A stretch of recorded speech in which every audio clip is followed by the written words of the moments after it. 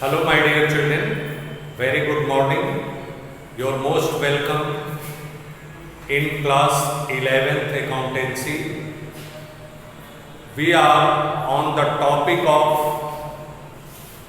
journal, how the accounting treatment are made for the journal, how the transactions are recorded in the books of journals, the rules applicable, and what is the process, what is the method of recording the transactions in the books of journal. First, we have to know the exact meaning of journal. Journal is a book in which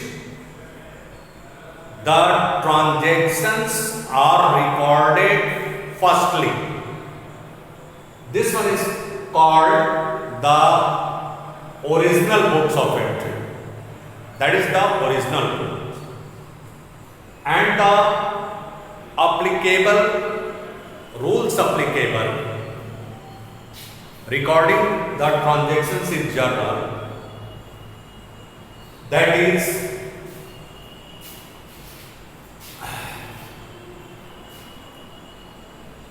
what comes in debit, आने वाली माल या वस्तु को हम debit करते हैं. what goes out credit, और जो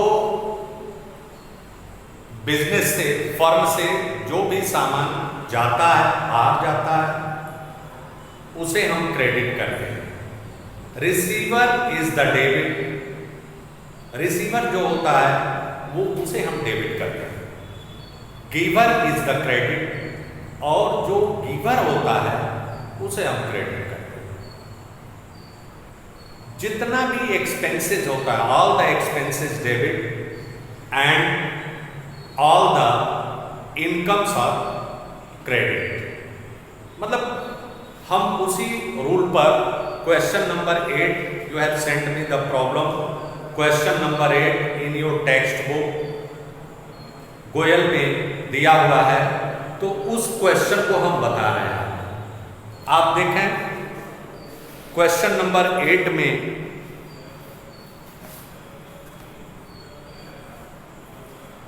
give journal entries for the following transactions in the books of Rajaram and company.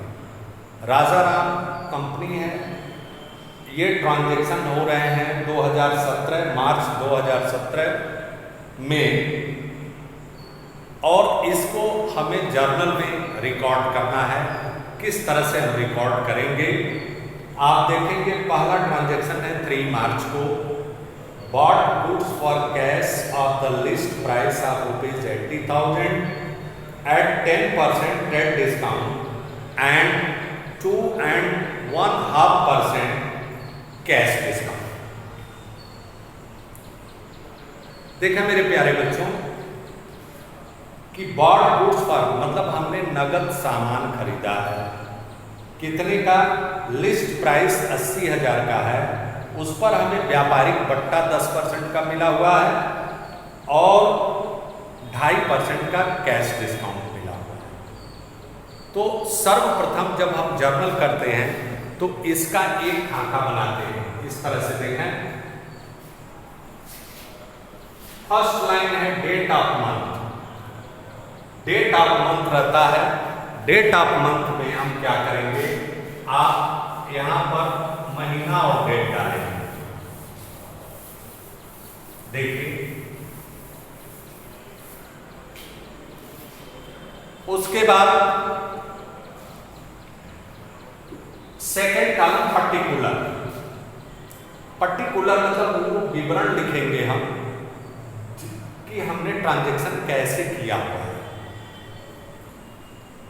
तो how the transactions taken place just recorded in particular column. तीसरा कॉलम होता है लेजर फोलियो का, जिसमें जब इस ट्रांजैक्शन को हम लेजर में किस पेज पर ट्रांसफर किए हुए हैं वो लेजर फोलियो नंबर है. और अमाउंट जो खाता डेबिट होगा उसे हम डेबिट करेंगे, और जो क्रेडिट होगा अमाउंट, इसमें अमाउंट लिखेंगे, क्रेडिट अमाउंट और डेबिट अमाउंट। ये जर्नल का फॉर्मेट हुआ लाइन खींचने का। अब इस क्वेश्चन में मार्च 3 2017 जस्ट मार्च 3 आपने डेट कॉलम में डाल दिया 3 मार्च को।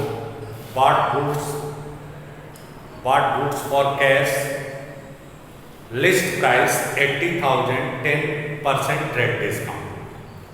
तो आप देखेंगे 80,000 का 10% आपका 8,000 रुपये होगा, और उस 8,000 को माइनस करने के बाद आपकी एक्चुअल परचेज 72,000 की। 80,000 में से हम 8,000 माइनस कर दिए तो हमारा बचा 72,000। 72,000 रुपीज़ का हमारा एक्चुअल परचेज है। अब यहाँ पर हम परचेज अमाउंट डेबिट, परचेज हमेशा व्हाट कम्स इन डेबिट, आप वही रूल अप्लाई करते हैं जो अभी मैंने इसके पहले बताया है। परचेज अकाउंट डेबिट, तो हमारा परचेज कितने का है, एक्चुअल 72,000। अब हमारे पास से जा रहा है, हम नगद खरीद रहे हैं तो टू कैश, हमारे पास से कितने का कैश कितना जा रहा है, इस पर हम 2.5% का आप पाए हुए हैं क्या, कैश डिस्काउंट। तो हम 72,000 का 72,000 इंटू 5/2 इंटू 1/100 हमने किया तो इक्वल टू 1,800। आप इसको सॉल्व करेंगे तो 1,800 रुपये का छूट आपको मिलेगा। तो जब आप खरीदेंगे सामान और छूट आपको मिलेगा तो वो क्या होगा, इनकम होगा। तो आपके पास से कैश एक्चुअल में कितना जा रहा है, 72,000 के बदले 70,200 का, और 1,800 का आपको छूट मिला। तो ये कैश में आपने 70,200 रुपये लिखा क्रेडिट कॉलम में, और टू डिस्काउंट, चूंकि ये छूट हम प्राप्त कर रहे हैं तो हमारा इनकम हुआ, ये इंक्रीमेंट। इस तरह से जर्नल एंट्री करते हैं।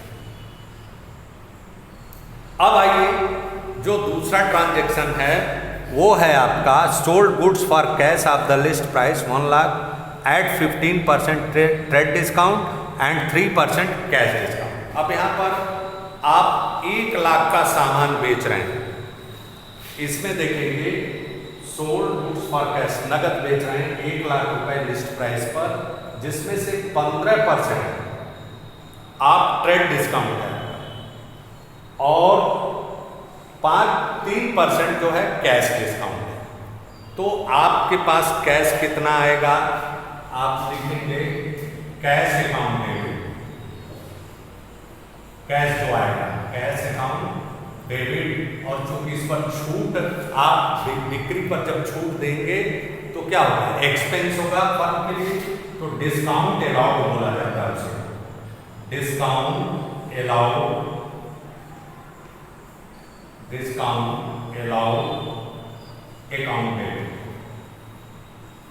अकाउंट डेबिट टू बिक्री कर रहे हैं सेल्स, टू सेल्स आपने, ये इतना। अब आप कैलकुलेट कर लेंगे 1 लाख का सामान बेच रहे हैं, ये कितने तारीख को है, 5 मार्च को है, तो यहाँ पर मार्च 5 आपने लिख दिया डेट कॉलम में।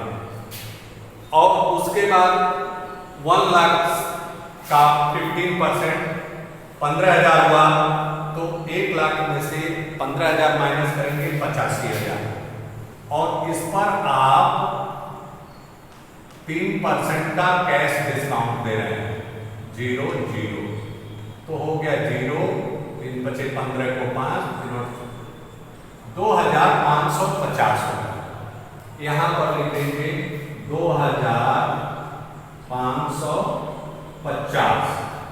अब 85,000 में से 2,550 आप माइनस कर देंगे, ऐसे लिखेंगे 85,000 माइनस 2,550।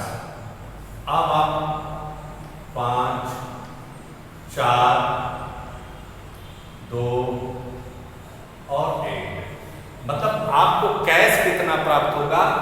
82,450 रुपए। 82,450, ये देखें। और आपने सेल कितने का किया था? 85। ये हो गई आपकी दूसरी। सेल हमेशा क्रेडिट होता है, परचेज हमेशा डेबिट होता है, इसको ध्यान रखिए।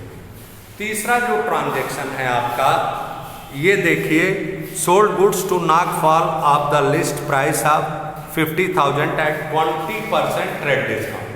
नागपाल को आप उधार माल बेच रहे हैं, तो नागपाल कौन है? रिसीवर, उसके बदले कुछ आ नहीं रहा, ये आप उधार बेच रहे हैं, तो यहां पर लिखेंगे Nagpal debit, Nagpal debit to sales. 50,000 list price है, 50,000 की लिस्ट प्राइस है, और इस पर आपका ट्रेड डिस्काउंट जो है वो 20% का है। तो 50,000 का 20% आपका 10,000 होगा। तो आपने कितने का सामान बेचा है नागपाल को? 40,000 का। 50,000 माइनस 10,000 इक्वल टू 40,000। ये 40,000। ये इस तरह से है ना।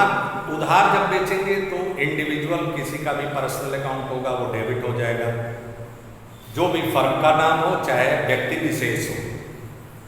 अब यहां पर Nagpal debit to sales account 40,000 clear हो गया होगा। अब ये कहा जा रहा है कि अगले डेट को Nagpal return 1/4 of the goods. जो सामान आपने नागपाल को बेचा है 1/4 मतलब 40,000 का सामान बेचा है, तो 40,000 का 1/4 होगा, 10,000 का सामान वापस आ गया। तो ये बिका हुआ माल वापस आ रहा है, तो what comes in debit? Sales return, मतलब बिके हुए सामान को कहते हैं sales return debit, sales return account debit. Return inward billing से बोलते हैं डेबिट टू। कौन दे रहा है? गिवर कौन है? नागपाल।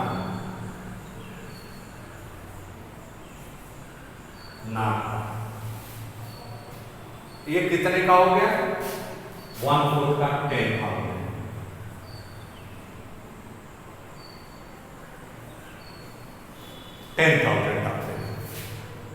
नागपाल ने माल, बिका हुआ माल वापस कर दिया 10,000 का।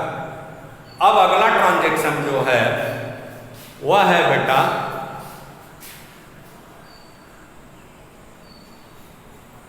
अगला ट्रांजैक्शन जो है, कहा यह जा रहा है कि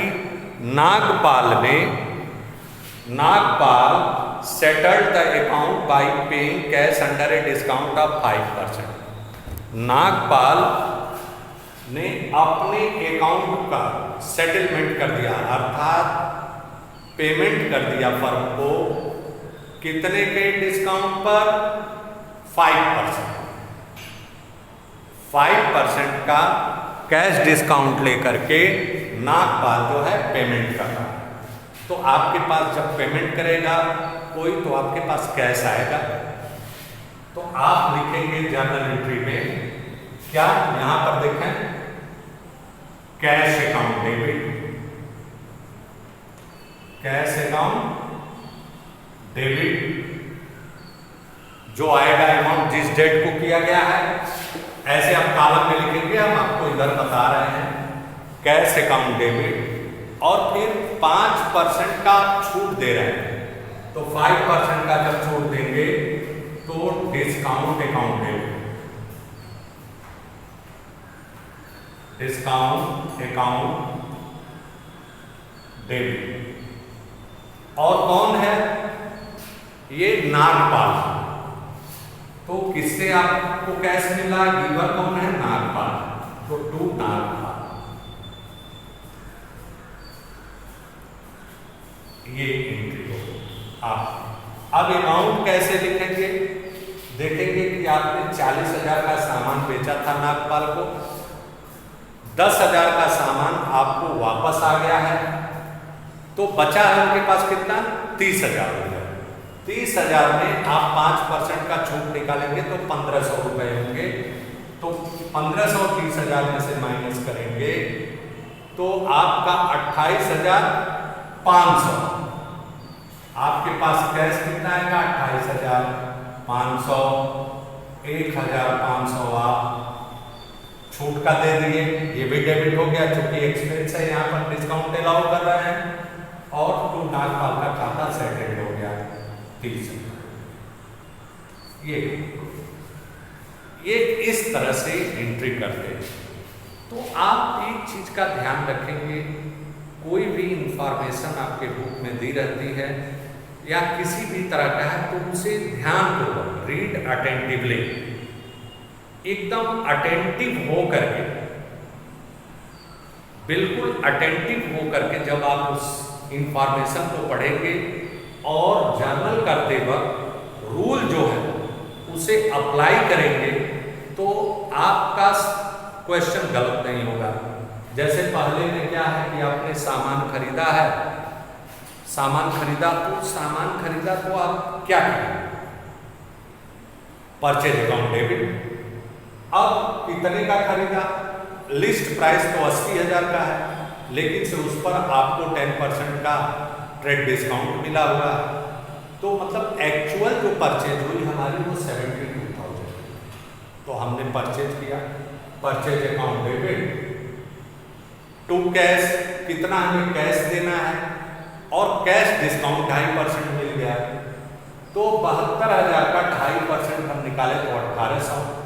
तो 1,800 तो हमको छूट मिल रहा है, फर्म को छूट मिल रही है, तो यहाँ इनकम होगा। यहाँ पर वो डिस्काउंट रिसीव क्रेडिट, इसे डिस्काउंट रिसीव कहा जाता है, डिस्काउंट रिसीव्ड अकाउंट। अब हमारा कैश कितना जा रहा है, 70,200 का पेमेंट करना पड़ रहा है, और 1,800 का हमको छूट इनकम का। ये चीज ठीक उसी तरह से हमने क्या किया है, सेलिंग किया हुआ है। 1 लाख रुपए की लिस्ट प्राइस है जिस पर हमने 15% का ट्रेड डिस्काउंट दिया हुआ है। 15% का ट्रेड डिस्काउंट है बेटा, तो हमारी एक्चुअल सेल तो 85,000 की, तो सेल्स हमेशा क्रेडिट होता है। आप यहाँ देखेंगे हमने 85,000 लिख दिए। अब उस पर जो पार्टी है जिसको हमने सेल किया हुआ है वो हमसे क्या कर रही है, छूट मांग रही है, हम छूट उसे दे रहे हैं। आपका कितने परसेंट का है छूट, है आपका 3% का, 3% का हम छूट दे रहे हैं। तो 85,000 का 3% हमने निकाला, 3%, तो हमारा हो गया, देखिए यहाँ पर कैलकुलेट किया गया है 2,550 रुपीज। ये 2,550 रुपए का हम उनको छूट दे रहे हैं। उनसे एक्चुअल कैश जो रिसीव कर रहे हैं वो 82,450। तो cash account debit 82,450, discount allowed account debit 2,550, और टू सेल्स अकाउंट आप 85,000 दे। कितना आसान है ट्रांजेक्शन एंट्री करना, बशर्ते कि आप ध्यान से इसको, अगर जो उस चीज को, सिचुएशन को समझ लेते हैं, आप फर्म बन जाइए, और उसके बाद आप करेंगे तो आपको लगेगा कि आपका क्वेश्चन कहीं गलत नहीं हो रहा है और आप अच्छे ढंग से समझ जा रहे हैं। फिर आपने उधार बेचा नागपाल को, नागपाल को उधार बेचा माल कितने का, 40,000 का। 50,000 लिस्ट प्राइस है, 20% ट्रेड डिस्काउंट, तो 40,000 की एक्चुअल से, तो उधार नागपाल डेबिट कर दिया उनके नाम को, टू सेल्स, क्योंकि यहाँ पर बदले में कुछ आ नहीं रहा, उधार बेचा है। उसके बाद 10,000 का सामान नागपाल ने वापस कर दिया, तो sales return account debit to Nagpal, आपका 10,000 हो गया। अब बचा नागपाल के पास 30,000 रुपए, नागपाल पेमेंट कर रहे हैं, आप कैश रिसीव कर रहे हैं उसके बदले में, और उस पर आप जो है 5% का कैश डिस्काउंट दे रहे हैं, तो सेम वही process, cash account debit 28,500, discount account debit 1,500 आपने डिस्काउंट दिया है, 30,000 सेटेड, अकाउंट सेटेड। तो इस तरह से जर्नल एंट्री करते हैं बेटा। इस वीडियो में, अगले वीडियो में और हम बताएंगे compound entry. Thank you very much.